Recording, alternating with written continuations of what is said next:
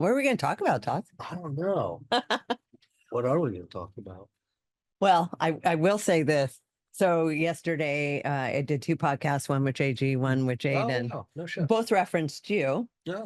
as far as the pillar of consistency and discipline and routine.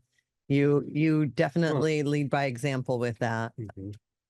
Well, that's nice. Yeah. Yeah. What do you think they say that? I don't know. I don't really Maybe know. because you're consistent and you show discipline. I guess. I mean, people say things about me. I mean, I don't fucking, I don't try to like be anything. Yeah. Right. But isn't that better? You're just yourself. You just be. Right. And it's like, no, I don't realize a lot of things until people are like, oh, like, they'll say something and it's like, oh, I never really thought of that. Yeah. Well, and especially how far you've come. I mean, do you still, in your mind, view yourself as like that teenager persona, or you actually actualize and see yourself the way you are now? I don't think that much about that sort of stuff, I guess. Right. Like, I don't know. Yeah, I mean, part of it, I just don't think like about myself a lot, I guess. Right. And yeah, I mean, I don't know. I just don't. So maybe that's why, like, I think that's maybe that like part of the trick, right? Is like, and I'll tell people like, hey, fucking like, don't think about it. Just do it, just fucking don't think about it. Like, just come into the gym, don't psych yourself out or whatever. Yeah, because we see a lot. It's paralysis by analysis, right? They think it, they overthink it to the point of inactivity, and they do nothing. Right. Whereas if you just show up, and then you never have the regret that you went. Right. Yeah, and I guess like, I don't know. And even more so, and maybe it's not that positive, I don't think, like, is that with the kids, right? Having kids and everything. Oh. It's just like, okay, like it's not like, hey, it's not like, what do you want to do? What do you want to do, Tots? Yeah. That doesn't come up that much. It's just like, okay, like, hey, what do you guys want to do? Like, true. Because if they did what you wanted to do, they'd probably be bored and they would annoy you, and then you wouldn't enjoy what you were doing. Right. And I'll sometimes like encourage them, like, hey, let's go out on a walk or whatever. But it's just like, I think about them more than, yeah, like myself or whatever. And, I don't analyze my, certain routines, right? It's just like, okay, well, that's what I do, or whatever. What would happen if you woke up and didn't go work out? Like if you broke that routine, just for the heck of it. Yeah, I mean that happens, and I have FOMO, I think. They're gonna do a great workout without you. Right. You're gonna miss the gains. I'll miss the gains, I'll miss the people, or something happen, right? Like it's always the same fucking shit every morning, right? Like it's kind of right. It's like, oh, okay, like this person's talking to so and so about whatever, the same like people, or like, okay, these three are fucking being loud or whatever. And I'll usually like roll in and I'll be like kind of annoyed that people are being loud. But yet you love it. You keep going back. Yeah, exactly. Right. And it's very, very like predictable. But then I'll like, I'll get FOMO, like, oh, fuck, like, what did I miss out on? Yeah. Yeah. And then you'll have to go do like 3 workouts that day. Yeah. And yeah, it'll definitely linger in my mind. I guess like a little bit of guilt. Right.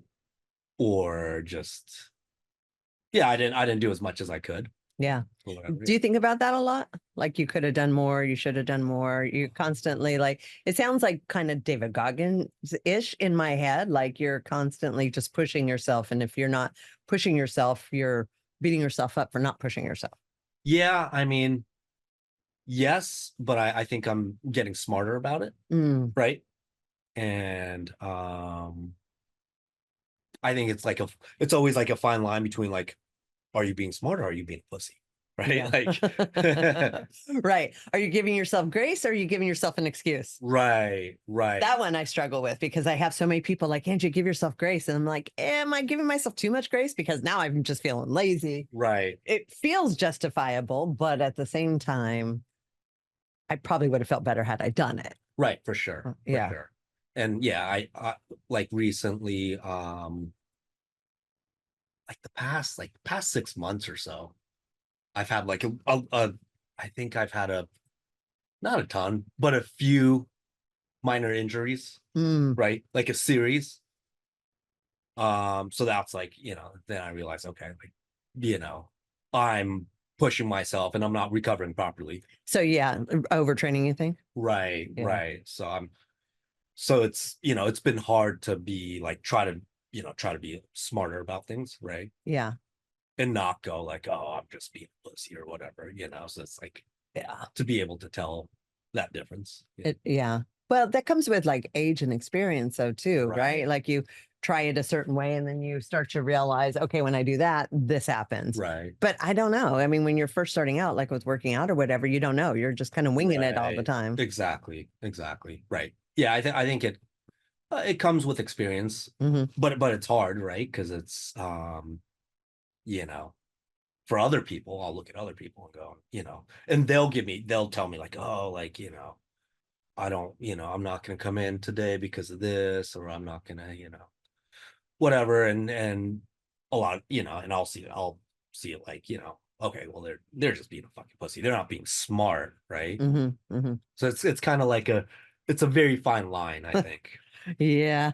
Well, and I have to, and also I think with this newer-ish generation, they're sort of trained to be that way, right? Like, because when we were younger, it was like you showed up, rain, snow, sick, allergy, illness, injury, it didn't matter. You had an obligation and you showed up. And now the pendulum's kind of swung pretty hard the other way, where it's like, if you even have a sniffle, you should not come in because my gosh, that could infect somebody else or who knows what it is. So it's almost like it's pushed things in the complete opposite way, which makes managing younger people a little more difficult. Because if you try to call them on that and try to call them a pussy, then they have breakdowns. Now we have mental health days. So yeah, for sure. Yeah, I'm definitely like, right, like, that I'm just more of that like old school, right?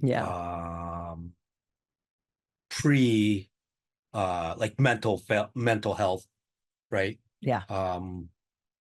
Pre like the infiltration of mental health into like every sector of society. Right. When do you think that's gone bad? Like the last 10 years, 20 years? Yeah, I mean, I don't know if it's intentional. I don't know if it's by design or not, right? But I definitely blame the mental health field. Right. Which is funny because people think I'm in the mental health field, and but yeah, I don't know. I mean, definitely there was a shift, probably 80s, and even when I was growing up, probably 70s, 80s. Well, and it's really frustrating because we see like a lot of the people that come into the program that have been diagnosed, ADHD, the whole myriad of things. And then when we get them completely detoxed off all their medications, the light bulb goes on like, wait a minute, why was I sort of diagnosed that? And a lot of times they're being diagnosed while they're in addiction, while they're using, while they're detoxing, like they're not even in their correct state of mind, but now they're being labeled with a mental health disorder that now they have the rest of their lives, a lot of them, if they don't get help otherwise. Right. Yeah. Yeah, now I was listening to something this morning about that. And I've been listening to like a lot of Japanese recently. And this guy was, I don't know, he was talking about all kinds of stuff, but he was saying that, the doctors are trained a certain way now, right? He said Western medicine, right? I guess it is Western medicine, but it's just like, okay, you go to a doctor, the doctors are trained to put a label on it, first of all, and then, give them medication, right? And then that way, the patient will be happy and keep coming back. And it's a less liability for them, because if you push a patient to do something that is hard or difficult, or they don't want to do, and something happens, they're getting a lawsuit. So they're just like consistently looking at like CYA, cover your ass, like the least amount, keep them happy, keep them coming back, but not to a visit, just to the pharmacy and getting that wheel going. Right. And he was saying that, you used to go to your grandmother, right? And she would go, oh, that's just part of life. That happens. There's nothing wrong with you. Don't worry about it. Rub some dirt on it. Right. Exactly. Take a nap. Right. And literally that's what he was talking about. That, he was talking about, I guess, like mental health. And then he was talking about physical health, whereas like back in the days, right? Well, he was saying, he might be a doctor, but he was saying like the best advice you could give a kid or a parent is during the cold season, tell your kids to wash your hands less. Right? Because that's how you build an immune system. Right. Well, yeah. And we see how often people are getting sick now. I mean, after the pandemic and everything became so sterile and segregated, I think we saw more illness than ever. And a lot of people's immune systems never even recovered from that. Right. No vitamin D, crappy food, tons of alcohol, no socialization, sterilization of everything. Right. Yeah. He was talking about, back in the day, like, and this guy's like way older than I am. But, you'd get an apple and then you wouldn't wash it, he was talking about you'd wipe it on your dirty ass pants. Yeah. Which is, hasn't been washed in weeks, and then you take a bite. Eat it, Yeah. Or there was the 5-second rule. It's like, okay, as long as I pick it up in 5 seconds, it's okay to eat it. Even though it's on a filthy floor. I don't know why 5 seconds was the rule, but as long as it was under 5, I felt fine with eating whatever fell on the floor. Right. And I guess they, in English, they call it the hygiene hypothesis. Okay. Yeah. Where it's like, people's immune systems, are pretty much messed up because everything's like over sterilized and they're not exposed to germs, good or bad, right? Like fucking, and add in hand wash and hand sanitizer, mouthwash. I've been seeing stuff about mouthwash and this and that. And people I think they're good, like microbiomes get killed. Right. They're good bacteria get killed, and they don't get exposed to, and build defenses against, like foreign, like invaders, like bad bacteria or whatever. Totally. Yeah. I mean, like back when I was growing up, if somebody had the chicken pox, you would all the kids would go to that house, like purposely. Your parents would take you there to get it, so you could get it and get over it. And of course, nowadays it's like, take the shots, but you still might get it. And then you might get shingles, and then you're still going to have this. So there's like no cure to it except get the immunity, and then, it lessens. But all that kind of like thought process is out the window now. Right. And I think that's like the same thing with, just the same way, like the mental health field, the therapeutic community has like infiltrated, every sector of society, right? Schools, right? Workplaces, etc. And, basically have, sterilized the environment of all, anything that could harm the child, right? Or the adults or whatever. Or so the adults. So they grow weaker and weaker, And then throw in all the processed foods. So then they're just processing crap and chemicals and dyes and all that shit. Yeah, it's no wonder we're in the condition that we're in as a society. Right. Yeah. It's crazy. So should we just tell people, like, just go lick a random table? Like, come on, get your immune system up. Expose yourself to shit. I think so. I mean, I think like, I mean, I'd like my kids, like it's hard, right? And I'm always telling my kids, like, go fucking outside, go play outside, get off the screens, get your hands in the dirt and everything like that. And that's good. And go play with the chickens. Chickens are really dirty. Go like fondle them a bit. Right. yeah, but I think it's like super important to like, and your kids aren't sick ever. Like there's certain people, like my daughter has a friend who has a baby and she's a baby expert. I don't know why she self-proclaimed. She's like 20 years old, but her kid is always sick, lives in a bubble, but is always sick. So she's always sick. So the kid's always sick. So they don't ever go anywhere because the kid's always sick because the kid never goes anywhere because he's always sick. Right. It's like, wow, dude, that's their life. That's this poor child's complete upbringing is sheltered in a house because it's always sick, but not being exposed to things that would create an immunity to not be sick anymore. Right. Yeah, exactly. Yeah, I think like dirt is super important. Do you believe in eating the dirt?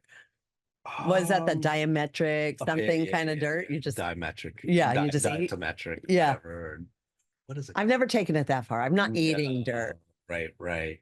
But if I had a really good brownie and it fell in dirt, I'd wipe off that dirt and eat it. Right. Yeah, but like it's like connection to the earth, right? Yeah.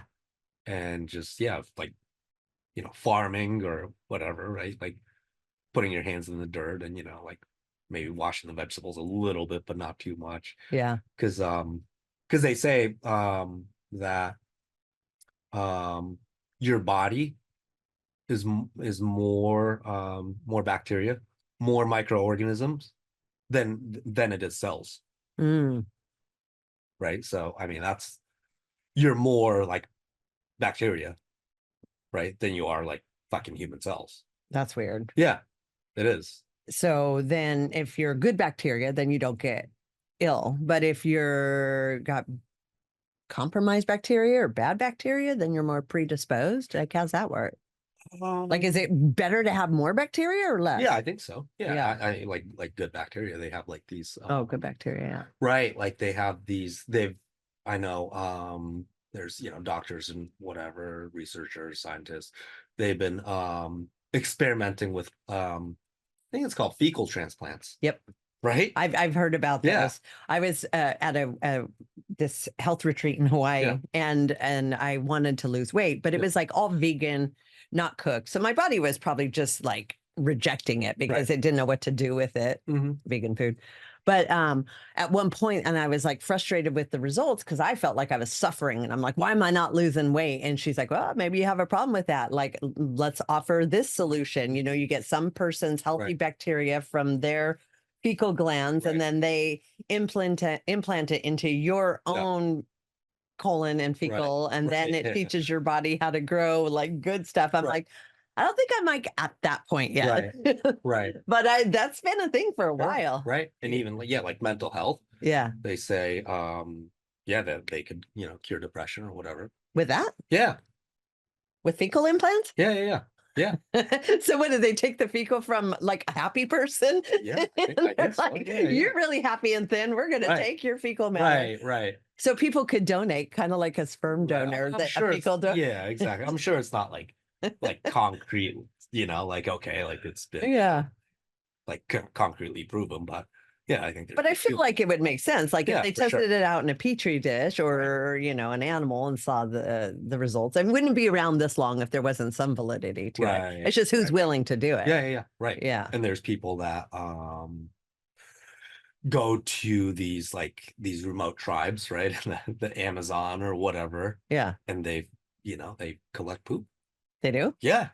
Of these, of these incredible elderly shaman that are like 200 years old. Yeah, right. Warriors. Right. Yeah. These tribes that are like super, super healthy, they collect the feces. And one of the things I think that was that they found out was that the whatever we call like quote unquote like good bacteria, right? Like I don't know, like bacilli, whatever, like they have like these quote unquote like good bacteria that's in like yogurt and kimchi and and I don't know, L. acidophilus or whatever, and I remember L. acidophilus, right? Yeah. And all these pills. Yeah. But in these tribes people, they found none of the good bacteria, these incredible like tribes people.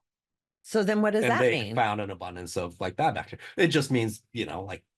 So maybe we want bad bacteria. We don't want good bacteria because bad bacteria kills the bad stuff. I think it's just that. I think it means that like these people have like a ballpark idea of like the concept, but it's like, right, it's they don't know, like, you know, they don't know enough, right? They don't like, you could buy, you know, these whatever digestive enzymes, these papaya enzymes, all those things. Yeah, and you could buy these what do you call it? The pills that you take with the, you know, the healthy, you know, microbiomes or whatever, right? Yeah. But, you know, it's like at the end of the day, you know, they don't fucking know enough to say, okay, this is what you need to take, or, you know, whatever. Well, and I firmly believe that a good portion of it is the state of your mind. Yeah. You know, you can have a super healthy body, but if your mind's not good, you're going to be sick. You're going to be ill. You're going to be you got to like work on your mind to have a good body, in my opinion. Yeah. So probably those people out in those tribes are living their best lives out there, probably several hundred years old, simple life, I don't want to say no stress, because probably there's a survival component to it, but they're more masters of their mind without social media and all the other crap that we're inundated with. For sure. Right. Yeah, I agree. And also they're like connected, I think, Mother to the earth. Right. Yep. And I think there's like wisdom in, you know, in the earth. For sure. That's why I'm saying, like, as opposed to taking a pill, go outside and fucking, you know, eat dirt rather than take a pill, probably. Yeah, eat dirt, walk in the sand like we did last week, walk in the sun, walk in the surf. If you have an ocean, we're fortunate enough, walk in the forest. Right. I guess you could get that from a desert. I kind of hate the desert, but it's still life. It's still, you know, could probably still be cool for some people. What's the desert? I mean, I grew up in Reno, so it was like tumbleweeds, like desert, cactus, dry. Right. Yeah. That's why I don't like it. It's just because I grew up there and it wasn't my favorite. And then coming here, it was like the opposite. Right. You know, we have the ocean, we have the forest, or everything's green. It doesn't go brown. We have no snow. Like this was the complete opposite of the way I grew up. Yeah. No, I think there's a thing about like, you know, environments where life thrives versus environments where their life doesn't really thrive, you know? Sure. I mean, go walk in Nicene Forest and it is like, I walked in there after the rain and it's like everything is green, million trees, leaves, creeks, like it's tons of stuff growing everywhere. It's like, wow, that is life. Like it's amazing. Like Hawaii. Yeah. Right. Just like green everywhere. Yeah. Warm water. Yeah. Right. It's nice. Right. And there's like teeming with life, you know? Yeah. True. Certain parts of it. Yeah. Right. Yeah. So what about peptides? Like that's becoming a big new thing. Yeah, I don't know very much about it. No, I've heard a lot about it, right? Yeah. Yeah. I don't either. I feel like I've gone through phases where I've taken so many different kinds of supplements, hemp hearts, smoothies, throw in all these different things. And now I've gone to a point where I barely take anything anymore. Fish oil, because I know we can't get enough of that in our diets. I take magnesium because it helps my body like chillax, but and calcium, because I know at my age I need to replenish my calcium. But other than that, I don't really take anything so much anymore. Right.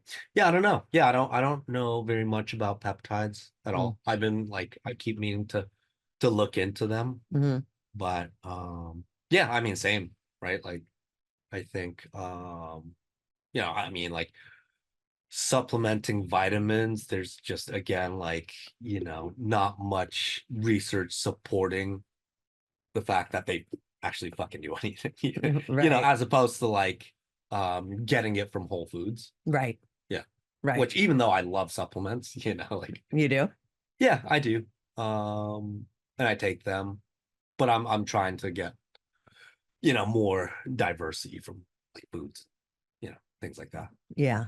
That makes sense. But then again, now you got to look at the quality of your food, right? Because if you're not getting organic or growing it yourself and you're getting the store stuff that's been saturated with Roundup and all that other stuff, it's like where you're going for your sustenance is actually creating more conditions in your body. Right. And then that's like the same thing, I guess. It's like, it goes back to all the Roundup, like destroying your gut microbiome and you know, your immune system and everything. Yeah, and a lot's coming out on that. All the crops and everything being sprayed with Roundup and all that kind of stuff. And I mean, of course, if you're ingesting poison, you're going to have slow, ill effects that are probably untraceable to where it's actually coming from. Right, for sure.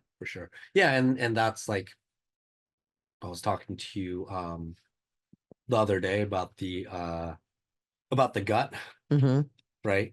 Yep. And how certain people believe that that's the first brain, not the second brain. Yeah. I think that makes a lot of sense. I do too. And I know there's a connection, and there's a lot of like researchers and doctors like realizing that, and it's becoming more mainstream, right? Like the gut brain axis, and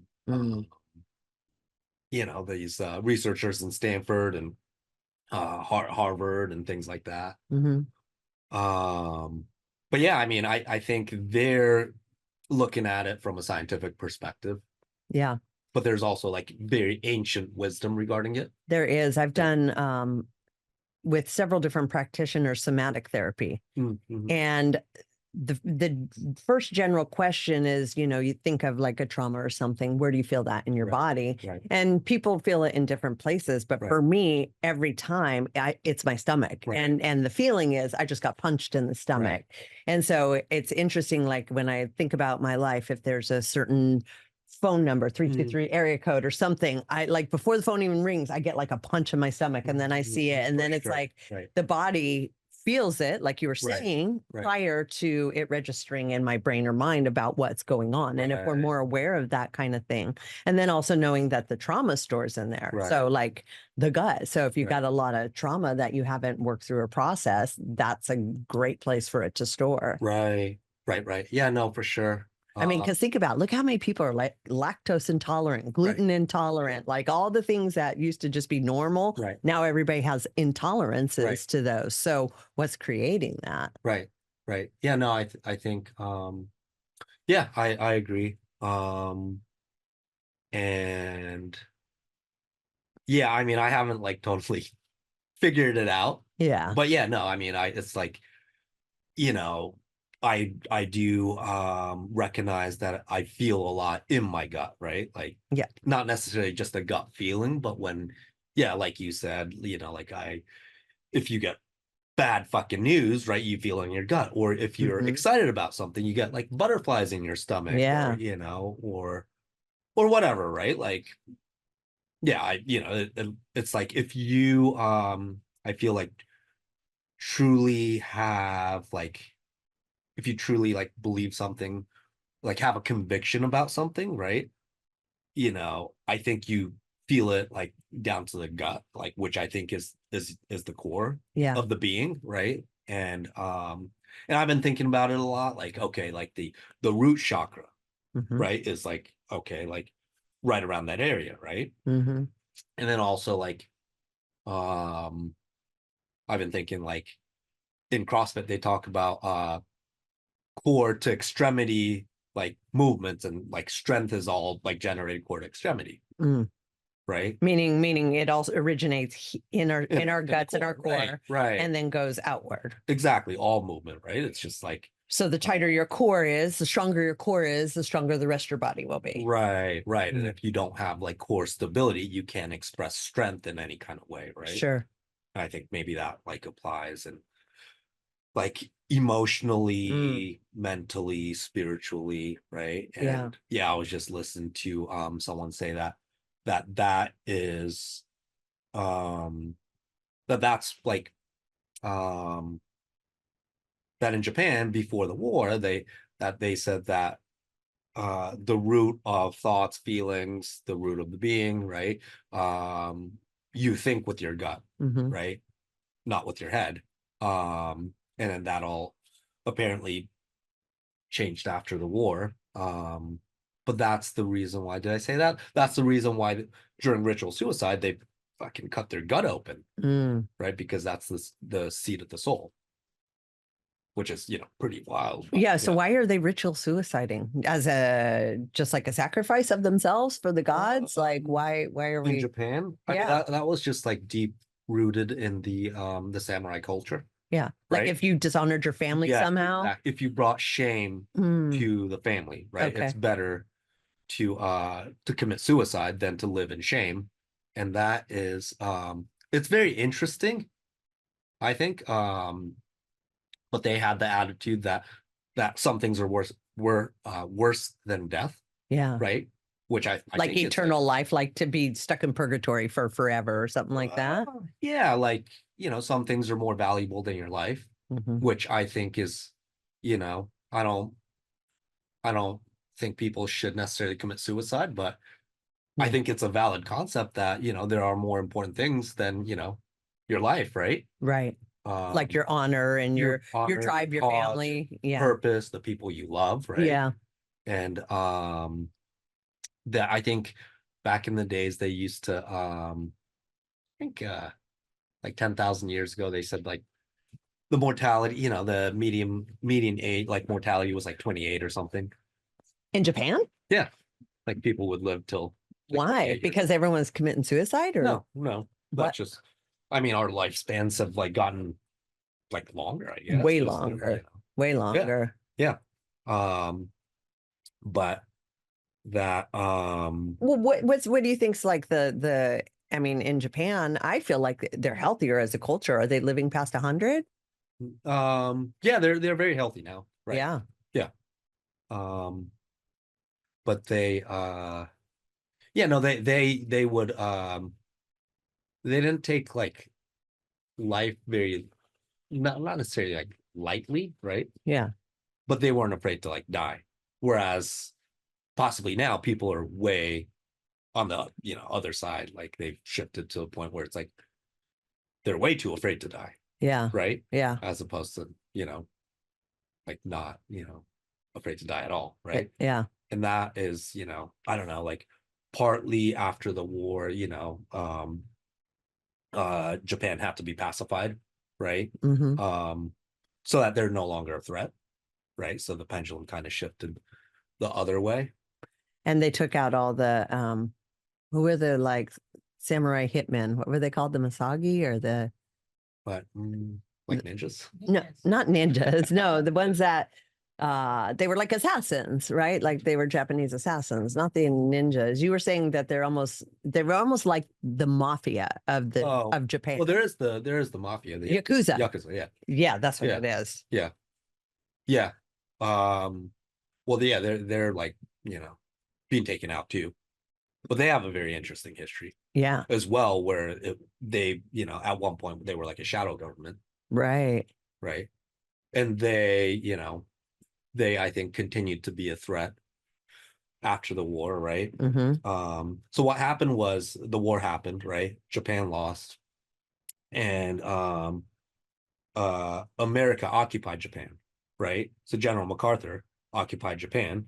And I guess they were considered the it's like the Supreme Allied Command or something like that. It was a very long name. But MacArthur represented like all the Allied forces in Japan. So they occupied Japan. But for the Japanese, it was kind of like too long to say. So they said that it's called the GHQ, which just stands for General Headquarters. Okay. Right. So that was the government in place when the US occupied Japan. And they, right, did a lot of things to like demilitarize Japan, right? So they're no longer a threat to the world or whatever. And then during that time, so there was like the US government running Japan. Yeah. And there was also kind of the Yakuza running Japan. Oh, geez. The Japanese mafia. Yeah. But they, you know, they of course continued to be a threat. So you think they still exist, or they've just been highly depleted? They still exist. But yeah, they're highly depleted. I feel like the same has happened in New York. Like, do we hear about mobs over there anymore? No, I don't feel like I feel like they've been depleted there as well. For sure. Yeah. Right. And you know, they're like they're a menace to, you know, they're considered a menace to society. Right. Right. But sometimes I got to appreciate and we talked about this, like their code of honor, like they're, you know, you cross this line, there will be death. Right. And it's like on you, how you behave. And I feel like we don't have enough of that in our society. We're almost like anything goes as long as you have a good excuse or a reason or mental health or addiction. It's like, oh, I understand. Like, feels like there's just not that same sort of rigid framework to keep everybody like in the same field. Like you don't screw other people over because it's going to come back on you bad. Right. So they're, for them, the Yakuza, they're not like, they don't look at themselves as criminals. Yeah. They don't consider themselves bad guys. They're like enforcers. They don't consider themselves thugs. Okay. Right. They consider themselves like, as, like in their eyes, they're the good guys. Who pays them? Like who like supports them? Well, they do. Well, they have, right? Mm. And how it happened was they well, they've existed for a long time, but they came in power after the war because they ran the black markets. Mm.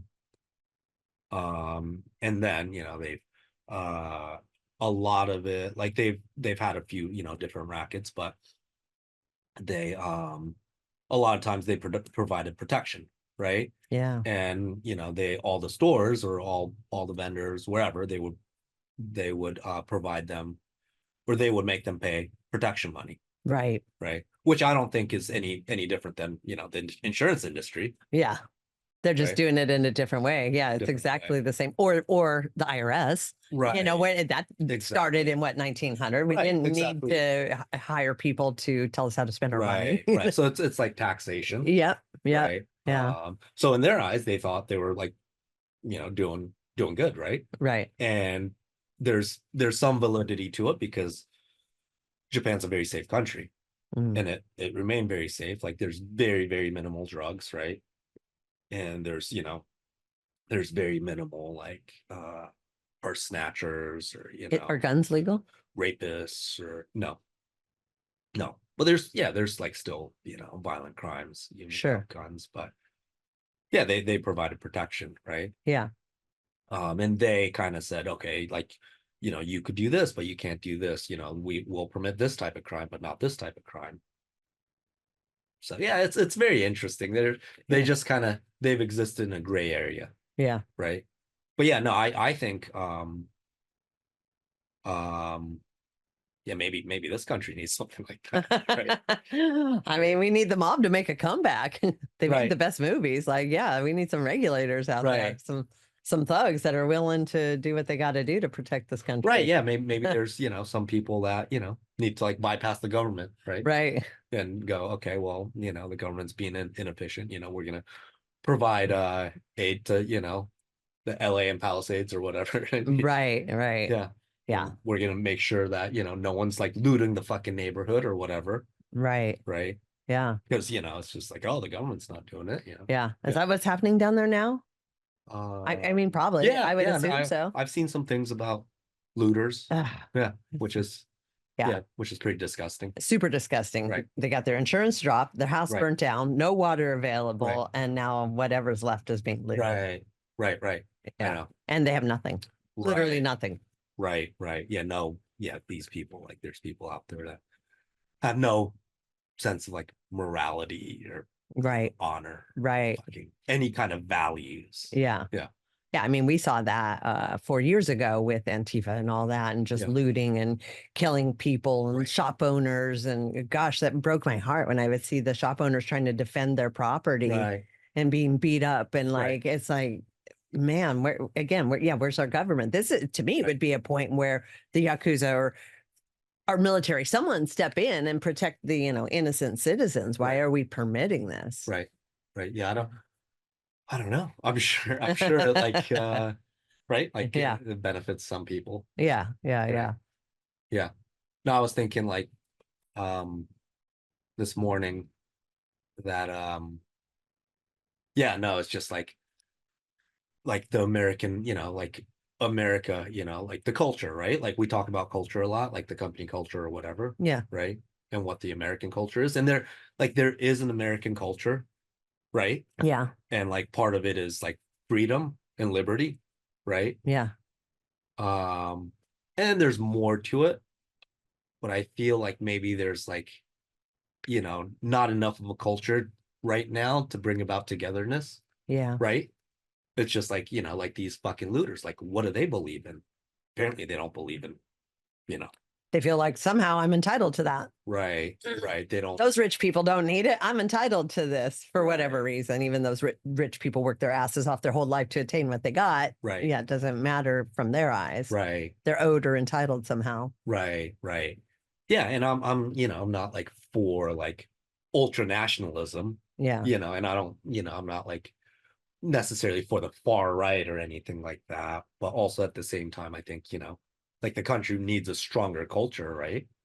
Yeah. To like bring about, togetherness and not division, right? There's been a lot of division. There's been a lot of division, but I think a lot of it starts, we talked about in school. Like, when I was growing up, we did the Pledge of Allegiance. We actually knew what that story was. So like my kids are like, oh my God, Mom, every time with that national anthem, do you really got to cry? And I'm like, don't you know what this is about? Like, this was a song for our freedom. And here's the backstory. They had no clue what the backstory was. So how do you believe in something that you don't even know why to believe in it? You're just being told to do it. And if you're most kids, you're like, whatever, I'm going to do the opposite.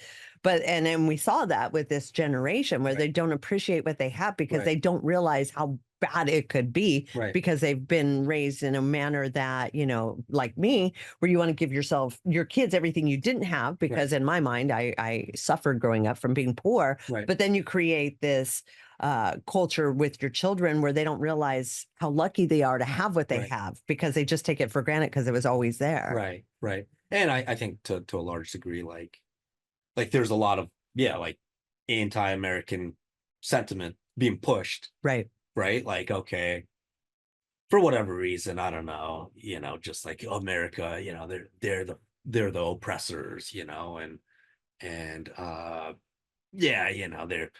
they're behind this and that, and like take away the Pledge of Allegiance, take away the but then now we're back to, we have a society that's controlled by the media. Period. Like everything is so easily influenced by what they're infiltrated on. You're scrolling down Instagram and you might not even pick like a left side or right side thing, but you just hover over it for 2 seconds. Instagram recognizes that. Now you're being bombarded with nothing but that kind of news to slant you diversely, like huge differences one way or the other. Like I saw something the other day. I was like, oh my God, it was like one fact, but both sides interpreted it completely in their favor. And I was like, that is amazing to me how there's this one piece of fact that could be interpreted in two completely different ways, depending on which way you leaned. It would support that viewpoint. Yeah, no, it's just kind of like, it's like spiraled, like out of control. I don't know if it's like by design or not. For sure. So how do we get that back in? How do we get in critical thinking so that people can realize what's happening and not be pushed down, sides that are dividing us? Right. Well, I used to think, and I mean, I still think like that, a lot of it is like literacy, right? Yeah. Like, and like education, right? And if you're literate, right? And if you're able to like comprehend what you're reading, right? Then then you could get that foundation, right? And then you're free to learn whatever you want, right? You could expose yourself to whatever opinion, right? True. And you're able to like kind of free yourself. But then there's that where they dumbed that down too, because I mean, it was, gosh, probably like 10 years ago, 15 years ago, they implemented the No Child Gets Left Behind. And, or else the teachers would lose their jobs. So if they had a child that was struggling and they couldn't help them, the whole curriculum would come down to meet the one child so that that child didn't get left behind, so they didn't lose their job. So really, it was, these things that are put in to help really hurt the whole thing. That's what the guy Nassim Talib something, right? He wrote the book, and came up with the concept of anti-fragility. And he talks about naive interventionalism, where like a lot of it's easy to intervene, right? And with the best of intentions, but how, a lot of these interventions actually makes things worse, not better. And he talks a lot about like iatrogenic illness, where like illnesses that are actually created by doctors, right? Like, okay, you go in for, well, there's that, what is that? I think it's Seinfeld, right? Where, the guy like goes in for surgery and Kramer like drops a Tic Tac or something and it fucking, lands like inside the person's, somewhere. I didn't Well, see the that. person's up. Yeah. Show was so dumb. Yeah. Yeah. Right.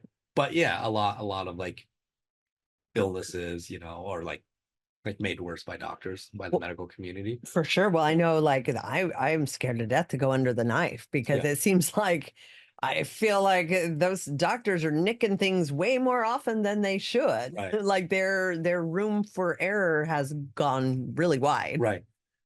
Yeah. So he talks about just like in general, just like, and he gives a lot of examples of like how like well-intentioned interventions actually end up making things worse. Right. Like the No Child Left Behind, or like, the therapeutic interventions in schools, or, so that, like all this, like, okay, so the kids' feelings don't get hurt, right? So they grow up to be whole and, without any trauma, right? How it actually ends up damaging, children, or even like, because they're ill-equipped to handle the world when they reach it. Right. Yeah. Right. Exactly. And he talks about like these studies in tonsillectomies where it's just like, okay, like there was there was like these aren't exact, but like there were like 300 people selected, and they were screened for tonsillectomies, right?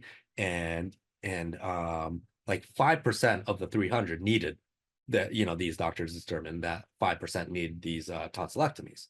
So then they took these 5%, and they took the remainder of the 95%, right? And they were screened by other different doctors. And then those doctors said, oh yeah, these 5% need tonsillectomies.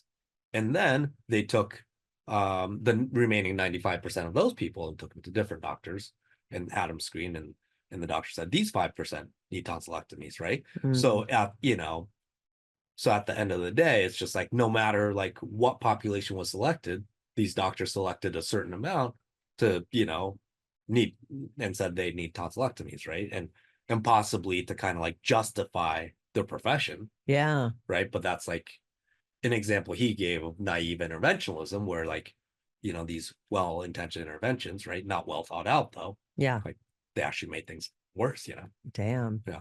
Yeah. I felt like when I was growing up, a lot of people were getting tonsillectomies. I was even like jealous because they got to like stay home for a week and eat popsicles. Right. And I was like, God, I wish I get tonsillectomy. But no, I'm proud to say I still have my tonsils. Right. Well, thank God I didn't have to go under the knife for that, which again, how many people actually needed that removed? Right. Or it was just an infection that would have been fine with antibiotics. Right. And I wonder that, I don't think it's like that for our field. Yeah. Right. But I think a lot of fields are like that, right? Like, they, you have to justify your profession. Right. Right. So it's just like, and then they actually end up making things worse, like lawyers, right? Like, okay, like, people want to be lawyers because there's a lot of money behind it. Yeah. But then, like, okay, so the more lawyers there are, the more lawsuits, right? The more lawsuits, the more like, like unnecessary policies get created, and the more people have to cover their ass against liabilities, and it's kind of like really spiraled out of hand, It has. And we being in California is such a litigious thing. Like everybody sues everybody for everything. Right. And then if you're innocent, unless you've got a ton of money to defend yourself, you're screwed. It's almost like who has more money is who ends up winning, not really who's right or wrong. Right. And I've seen it in action where these lawyers will just posture against each other, rack up your bills while they're almost like just bitch fighting each other, and nobody wins. Right. But that's their job. They think that's what they're supposed to do. Right. And they got to justify their job. So they do, they throw out and do all kinds of crazy shit. Right. And that system's like completely fucking broken, right? Yeah. I mean, it doesn't seem that much about like justice or whatever. Yeah. Maybe we should all just go to like people's court. Right. No lawyers, just defend yourself. State your case. The judge, hopefully a good one, says, yeah, here's the facts, and let's go there. Right.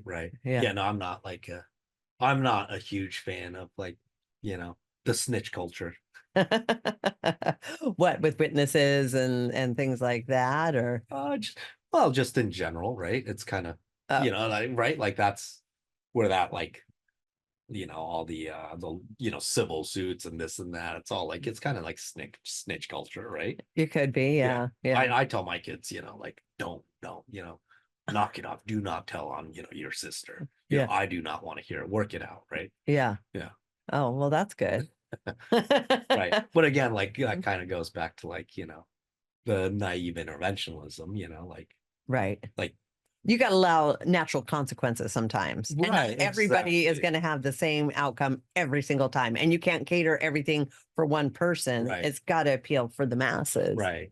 Yeah. Right. And I see that like in like Coda's school, right? Yeah. The kid's school, where I'm just like, hey, do you play baseball at school? And he's like, no, we're not allowed to, right? Because they're afraid of kids getting hurt. Really? Yeah, no, they can't. Baseball? Yeah, they can't play baseball. They can't wrestle. Ah, They could throw the football, but a lot of times they're not allowed to run, you know, and yeah, all these rules, right, to prevent kids from getting hurt, wow. right?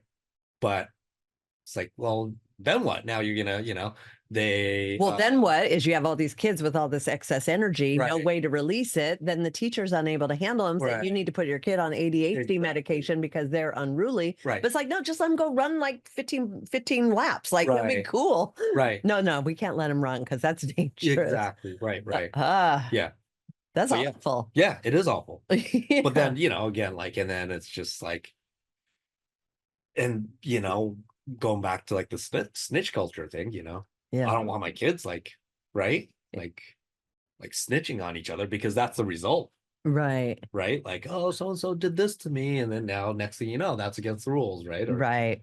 yeah, Yeah. Well, and again, yeah, if you have somebody who's unable to like dissect and see, is this an isolated event or right, but then it goes back to the liability. Everybody's so right, fearful of yeah, liability exactly, because if that parent gets upset, right, they're going to get the school's going to get sued. I'm going to lose my job. So you try to keep everybody in this like bubble to right, prevent that right, out of fear. right, exactly. No, yeah, that's like things have like spiraled out of hand Yeah. in a lot of different ways, Yeah. right? Safetyism or whatever. Yeah, dude. I look at like the old playground when I was little. It was like these metal slides, and in Reno, it'd get like 100 degrees. Yeah. And I'm in shorts. So I'm going down a 100-degree metal slide and like peeling the skin off the back of my legs. Right. We had those merry-go-rounds that were super janky with rust all over them. We'd fly off of them. Yeah, exactly. We had swings that, sometimes they broke. Like it was just part of being a kid in life. Right. And yeah, it's like opposite of that these days. Right. It's just yeah, a lot of it's fear-based, I think. Yeah, for sure. Like a culture of fear. Yeah. Right. Yeah. Yeah. Nowadays, I'd be more worried about my kid, sliding down the slide with all the microplastics. Oh, yeah. Give me the old metal slide. No. Right. I mean, unless they're licking it, but yeah. Right. Yeah. Yeah. It's kind of crazy. Yeah, it's a different society, and it'll be interesting to see what it's like 50 years from now. Mhm. Does it keep moving in this ultra safe, like overly protective, almost to the point of inaction, because anything you do has like a harmful consequence. So you just, I mean, it kind of has. Look, so why kids sit at home, play video games all day. Parents are okay with it. It's safe. They're here. Exactly. They're not going anywhere. I can see them. I'll just bring them food every now and then, and we're good. Yeah. Exactly. And yeah, Jonathan Haidt. He's a, what is he? I think he's he's an author, but he wrote the book. He wrote The Coddling of the American Mind, and then he wrote a book about cell phones. But yeah, no, he's like a proponent of just free play, right? And there's As adults or kids? For kids. Okay. Right. And he talks about there's an organization called Let Grow, where they're all about, I think they call it free range parenting, which is a cool concept, I think. Right. of yeah, free range kids, right? Let them fucking, free range, right? Cage free kids, let them roam, do whatever, don't over supervise them, don't helicopter parent, right? Let them like go down to the store, let them Ooh, yeah. accomplish like these little challenges, right? Whether it's like let them walk home from school, right? Let them, go to the mall or whatever. It's so crazy because I did all that as a kid. I took the city bus and then I walked 5 miles and I did all of it by myself. I went to the store, I did all that, but I was not the same way with my kids. That's when the website came out for like all the pedos. And then I effed up and did the search in my neighborhood and they had to register. And then I'm like, dude, I can't let my kid go to the store. There's a pedophile living right across the road. And so I wasn't necessarily a helicopter parent, but I definitely didn't allow my kids to do the shit I used to do. He talks about the history of that, right? How that happened. About I don't know if it was America's Most Wanted. Yes. Was it? That's where it started. Yeah. Yes. Where like his kid was kidnapped and killed. Yeah, that traumatized me as a kid because I was his kid's age when that happened. And so I was around when that show came out. That came out. Yeah. And then the milk carton. Yeah. Right. Thing came out. And then it made it seem like, a kid goes out, they're gonna get fucking kidnapped, right? Right. Like it does, like guaranteed 100% they're gonna get kidnapped. Don't let them out. Exactly. Yeah. We grew up in a bit of fear over that shit. But now it's almost like the opposite where kids are disappearing all the time and everyone's like, that's weird. I don't know how that happened. Yeah, with the trafficking. Yeah. So now it's almost swung completely the other way. Is that the actual case or is it just like yeah, another like fear mongering thing? True. True. I guess some of the shit we'll never really know, no matter how much gets exposed. Does it really, or is it even real, or is it more just means of being fearful? Right. And that's kind of like what I've been thinking about that too, right? And like I said, I've been studying a lot of like the Japanese stuff, right? And a lot of Japanese history. And I've been listening to this one podcast, which is they interview World War II survivors, right? These old people. And it's super cool, like listen to them talk. And the horrific things that they went through. One of the ones I listened to was a kamikaze pilot. Right. They didn't call them that, but they were suicide bombers. Yeah. Right. And the way he talked about it, right, he was going to do this for his country, right? Yeah. And he talked about he talked about like doing it for his loved ones. They didn't think much of it, right? And they were just going to pass away and life was fleeting, just like the cherry blossoms, right? Like beautiful cherry blossoms, just like like they're they bloom, right? And they're like gorgeous, right? But they're very they don't last forever. They're very fleeting, and then they just kind of like fall away, right? Very gracefully. Yeah. So just like that, like these people didn't really think much about their death, right? Right. They were willing to like fling their lives away for a cause, right? Whether it was right or not. That was the attitude. So spiritually, did they believe they would just be reincarnated, or did they believe they'd go to heaven or hell or purgatory? Yeah, they believed that they would go to heaven. Okay. Right. But it's also interesting because like that's what I'm saying about like the culture of fear. Yeah. Right. And the Buddhists believe that they some Buddhists like meditate on death, right? Because that's the ultimate fear. And one, they meditate on death with the idea of extinguishing the fear of death. Yeah. Right. Because to extinguish the fear of death is to, free yourself from the ultimate fear and all fears. Yeah. Right. In general. And that's like very liberating. Yeah. Right. And so it's just like interesting because like, people control people by fear, right? Fear mechanisms like fear culture, fear mongering, right? Yeah. But also like, how people have like without religion, right? Now People, there's like very materialistic people that, believe, right? Like, oh, you die, right? That's it. Yeah. Right. And they're very like, they have like nihilistic views and things like that. So they're very like afraid of death, right? Right. And then that like also like the more people are like that, the more, like the culture of fear, like, you could propagate the culture of fear. Sure. Right. Yeah. And then I think like things spiral out of hand, like, and get worse, like as in some parts of like the current society, right? Oh, for sure. I mean, we saw that with the pandemic. Right. That fear was insane. People literally thought if they got exposed, it was instant death. Like I hadn't seen in my lifetime fear in a culture like that before. It was wild. Right.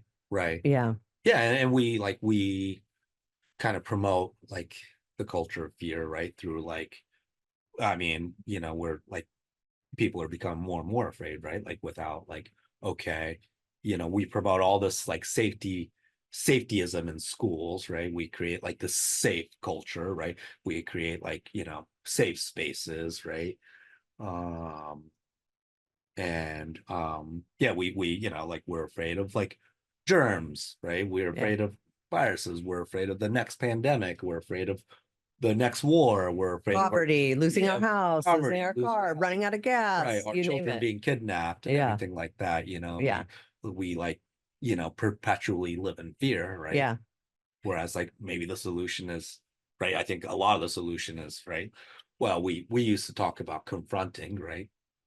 And just being able to like, face our fucking fears, right? And not be afraid. And Yeah. So when I almost died 2 years ago, by myself, it was like some lasting PTSD and it like affected me pretty hard. And then the following year, there was a bunch of stuff happening where I thought we were going to war. Like all the signs were there. There was emergency broadcast signals. There was all this other stuff going on. I was seeing what I wanted to see out of fear, right? Yeah. But I had to go through that process, like you talked about, the Buddhists, where I had to really meditate on and confront, okay, maybe you are going to die. Right. So what? Like, and it was almost a moment of radical acceptance to break that fear of dying. Cause I was sure I was going to die. For me, more specifically, I was going to die alone. Like that was like that because of what had happened. And I really just had to come to terms with like, you may or you may not. You can or cannot, but I can't live my life in fear of dying anymore. Like this is not a way to live. No. Right. And and it makes, and you would think, oh, it makes you appreciate life so much more, but it takes a while to get to that side of it when you're traumatized by the fear of thinking that this is inevitable and it's going to happen. Right. Yeah. And I think that's just like kind of like goes back to like also like fear is like another thing that's like goes back to the gut, right? Yes. Like, yeah. Fucks you up. Yeah. Like I sick to my stomach. Like that's the feeling I get if there is a particular circumstance that's scaring the shit out of me. I feel sick to my fucking stomach. I can't eat. I'm like, Right. Yeah. Or like in people actually like probably I think manifest certain things, right? In that regard, like, and I went through a period where I was very stressed and I was throwing up a lot. And they diagnosed me with IBS, right? Which is just like so common. It's like anything wrong with your stomach is IBS. They don't know what's going on, so they're just gonna say it's IBS. Yeah. Right. But I ultimately I think it was stress. Yep. Yeah. But yeah, I think people get like, when they're like psychologically stressed or messed up, right? Like whether it's like fear, anxiety, or depression or whatever, people get, either constipated, or they get diarrhea, affects their gut health. Like it really fucks up their digestion. Yeah. Well, I'm standing by. I really believe that like cancer is a disease created by resentment or, long held anger, betrayal. Like I feel like that creates cancer in people's bodies because there seems to be a similarity that I've noticed in people that have gotten it, that have been hanging on to something that they shouldn't, some sort of toxicity that ultimately ends up resulting in a cancerous situation in their body. Right. Yeah. Yeah, no, I was talking to some people the other day, and I mean, it wasn't like, I was just kind of messing around, but I was like, do you really think cigarettes cause cancer? Okay. Right. Yeah. And, I was just like, I just brought it up just to, you know, talk about it. Yeah. I don't smoke anymore. So what was the opinion? Well, I mean, some people were pretty adamant about yes, absolutely. Yeah. But then, I was saying, well, my grandfather, for example, right? He lived super healthy. Yeah. Until he was super healthy until his 90s, and he just like passed away in his sleep, right? But he was a chain smoker The whole time. the whole time. Yeah. Right. Yeah. Bob Hope, cigars and a glass of scotch all the way to 105 or whatever he lived to. Right. Right. Yeah. And I was like, hey, I'm not promoting smoking, especially to you. Yeah. Especially because there could be carcinogens. Yeah, there's factors. Right. But then it comes back to that gut health, right? Like if you're in a healthy state of mind, your body maybe fends it off better. Whereas somebody who's struggling with issues is more susceptible to those effects. Right. And also like I was saying, that like, partly I think it's like not giving a fuck. Yeah. Right. A lot of these, I mean, I've seen these interviews where people, are interviewed like these old people, septuagenarians or whatever, like, hey, what's the secret to a long life? And they're like, yeah, like, yeah, I smoked and drank every day, right? Yeah. And but the attitude I feel like I get is like, oh, they don't really give a fuck, They don't give a they're just very carefree, right? Yeah. I think maybe that's like a part of it, right? Not the fact that they smoke cigarettes or or drink a glass of wine every single day or whatever. I think a lot of it's like, they're very carefree people. Yeah. Well, and I think a lot of that comes back to guilt and shame. If you're doing it, but then you're feeling guilty about it, or like you're doing something wrong, then it's going to mess you up. Right. If you do it, like you said, unapologetically, just like my shirt says, then I don't think it has the same effect on you. I mean, as long as you're not hurting somebody else or your actions aren't impeding somebody in some way. But if it's something that you're doing, you get joy out of, and you don't judge yourself or think you're bad for it, I don't think it has the same effect. Right. For sure. Yeah. Yeah, no, it's funny because I went through like a period in my life where I'm like, oh, like, I was telling my grandfather, like, you need to stop smoking, and you got to do it, and it's not good for you, you're gonna die. I would like hide the cigarettes and shit like that. How pissed would he get? I don't know. I don't remember. He didn't care. He had other ones. Right. Yeah, exactly. I don't, yeah. And I was doing it because I was like, I cared about him. Yeah. Whatever, yeah. Right. But yeah, no, I mean, ultimately it's just like, yeah, I think it's like he didn't really go fucking it helped him. Yeah. Yeah. Well, and I firmly believe in like those vibrations of the different like things like shame, guilt, that sort of stuff being very low vibrational. And that's where, and I don't want to get too much into religion, but how sometimes religion, they control you with shame and guilt and fear. And so that's a manipulation tool, but then it can really mess with you because you're not in control of yourself. You don't have free will anymore. Or if you do things you like, but suddenly it's being deemed bad. Now you feel bad because people are judging you for doing it, even though you get pleasure out of it, or you like it, or you don't have any feelings on it, but there's judgment there. So then all of a sudden it becomes a bad thing, and then you internalize it, and then you have illness and problems and things like that. Right. Yeah. For sure. Yeah, I don't know how to.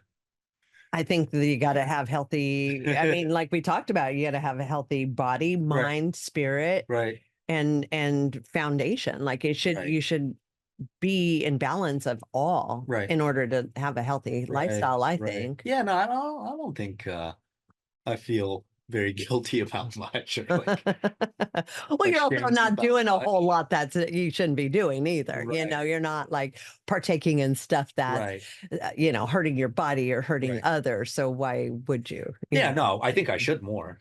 You want to be more rebellious? Yeah, right. I mean, you gotta like, yeah. Like, there's healthy ways of doing that, right? Let again, you can't let fear stop you from like doing stuff, right? Right. And I feel like, I should, not that I don't think I'm like necessarily deathly afraid of anything, but right, like you want to like out, like people should live their fucking lives, right, to the fullest. Right. Right. Yeah, as long as they're not hurting anyone else or themselves and their actions are doing more good than bad. Right. No, I don't even say there's an acceptance level of bad. It's just, again, who determines if that's bad or not? Right. Government, society, religion, each other. Like what's right, what's true for you. Like you might be totally okay with it. That's what I think. I think like a lot of it is like is the government or whatever, right? And that is one of the things that like I'm like I have my personal morality. Yeah. But as time has gone on, I have less and less respect for the law. Yeah. Right? Really? Yeah. Less respect than you did as a teenager? Because I feel like I have no respect as a teenager. I actually respect the law now, not the government, the law. I mean, I appreciate cops probably because we know several now and I see them trying to help people who need help. Yeah. I don't like bad cops, but I don't know. I've just kind of realized like, it's always a very fine line between what's legal and what's not legal. Right. And it depends on who does it. Like what? And what position you're in and how much money you have. Oh, well, there you go. Right? Yeah. The money thing. Yeah. Yeah, exactly. Yeah. Again, like Epstein or all that, you're getting away with literally murder. Right. And as long as you got, or OJ, as long as you got enough money to defend yourself, you will get away with it. Right. Right. Yeah. Right. I mean, not necessarily like, again, like I have my personal morality, right? I, and I will never intentionally hurt an innocent person. Right. Right. And I'll be very careful, like to not unintentionally hurt, innocent people or whatever. Right. Right. But I think it depends on like, right. Like say, for example, again, a lot on the media is the insurance industry, right? Yeah. They're under fire right now, right? With what's his name? Luigi Mangione or whatever. Yep. Right. And Brian, whatever, the CEO of UHC. Right. And, again, it's just like, insurance, I think, is kind of a legal racket, right? And who determine whether it's legal or not, right? Right. And, that's the law. Yeah. Right. The law says it's legal. Yeah. Right. And you're allowed to do that. But, under that law, you're also like potentially hurting a lot of like innocent people, right? Right. Well, that's where I get frustrated. Like we have people on the other side determining whether our clients, deserve more days. Right. And I'm like, what kind of training does this person have to make those decisions? Right. Right. You're literally got somebody's life in your hands. And if you tell the insurance, hey, this guy had a good day, they're like, great, discharge him. Right. You got the required product. It's like, well, no, they have one good day. Right. That's all we're looking for here. But again, who's making that decision? It's not doctors or nurses on the other side. It's some minimum wage worker at Blue Cross that's deciding people's fates. Right. No training, I mean, to some degree, they know all the codes and shit like that. But yeah. But no, I'm just saying like, the law in terms of like, okay, you're going to determine the rules. Who says that I have to follow your rules? They're not my rules. They're your rules, right? Right. So it's just like, like the amount of respect I have for, their rules is very limited. Yeah. Yeah. Yeah. So, yeah. So let's end off there. Tots is still rebellious all these years later, if not more so now than ever. But that's okay. You're not out there doing harmful things to people. So, I mean, as long as it's like grounded, right? And, like my personal morals and, I'm living without shame and right. And I'm following my own whatever code or whatever. Yeah. But see, that's a tricky one. You ever watch Dexter? He has a code. But he still feels very justified in murdering people. But that's they're bad people. So in his code, he's fine with this. But he's doing society a favor. Right. And you like Star Wars. Love Star Wars. Right. But that's the same thing, right? Yeah. They have their own code. Yeah. Yeah. I mean, the good guys are the rebels. It's true. We love that. That's how I was raised. Yeah.